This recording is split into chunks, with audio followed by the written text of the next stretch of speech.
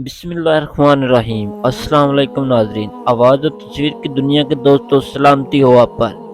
दोस्तों, सऊदी अरब से एक और वीडियो वायरल हो गई।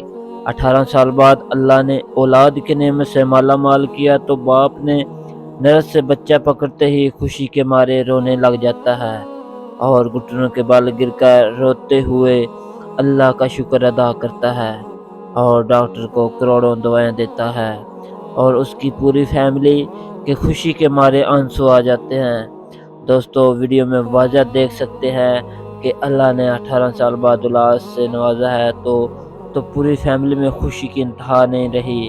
अल्लाह का शुक्र अदा कर रहे हैं और बच्चे का बाप डॉक्टर का बहुत ज़्यादा शुक्रिया अदा करता है।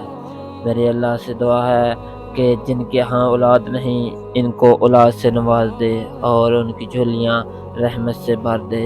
आमीन। दोस्तों, वीडियो अच्छी लगी हो तो चैनल को लाजमी सब्सक्राइब कर दें। शुक्रिया।